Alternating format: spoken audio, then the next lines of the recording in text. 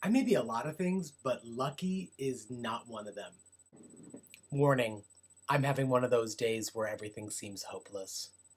This is 10% luck, 20% skill, 15% concentrated power of will, 5% pleasure, 50% pain, and 100% reason to remember the name.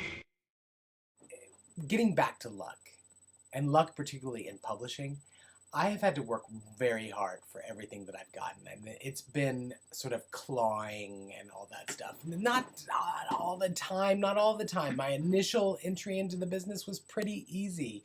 I was very confident back then, but publishing has a way of stripping away your confidence. And it does that in a way that is very much associated with luck.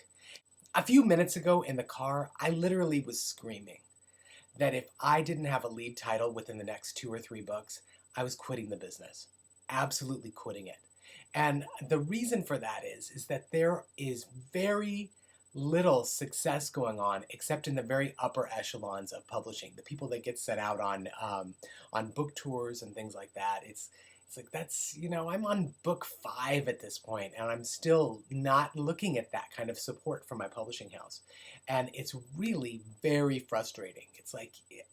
It's that um, it's that idea. I think there's this misconception that people in publishing make a lot of money, but in fact, it's really hard to pay the bills. It is. It's like and never.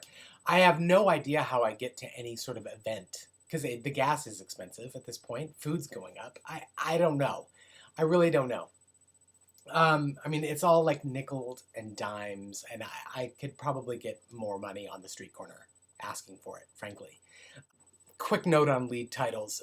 Books get pushed up into sort of the big status books for a reason. And actually not just for a reason, but for a number of reasons.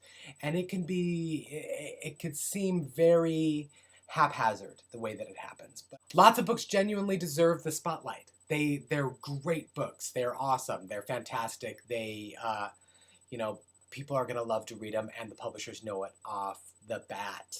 Other books are books that the publishers think are going to sell well because they seem familiar to other books. They may be derivative, they may not be that great, but the publishing house needed a book like that fits into that mold that someone else, another publishing house has already done, and so they spend a lot of money on it up front. And when the publishing house spends a lot of money for an advance, they have to back it up with a lot of money for marketing dollars.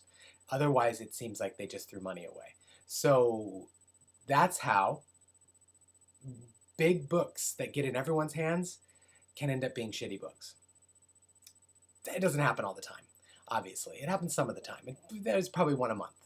Anyway, maybe 2, possibly 3. But it's luck. It's the luck of the draw. It's all about timing. So you could have a super great book get across an editor's desk, but it came in 3 days after they made a big offer on another book. And so they're going, oh man, I would really love to offer a lot of money on this book, but we can't. We don't have any money left for this in our budget for the monthly acquisitions or the weekly acquisition or whatever.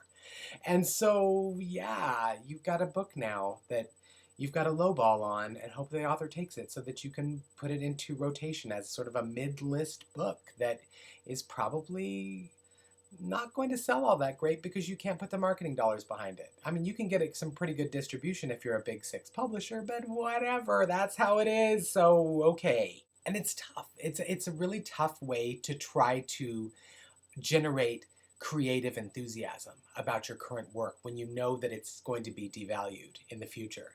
It's tough. And I'm not talking about reviewers or people's reception to the book. I'm just talking about just in general, the sort of lethargic apathy that happens within publishing. And I'm not talking about specific individuals. Because my editor is great and she loves my stuff and my agent's great and he gets it and all that kind of thing. But there's so many people involved that it's just like another cog in the wheel. And oh my God, would hate to watch this video. I would hate it. It would drive me insane just to even hear me yammering about this crap. But that's how it is. I mean, it's you have these days. This day right here happens a lot with writers who have even achieved the kind of success that a lot of aspiring writers want. It's like these days are horrible. and you've got to move on and get on with changing things up to try to figure out how you're going to move forward from it. And so, yeah, how do you move forward from days like these? How do you find a means to move forward when everything feels hopeless? Or maybe I'm just depressed because we switched to Tom's natural deodorant.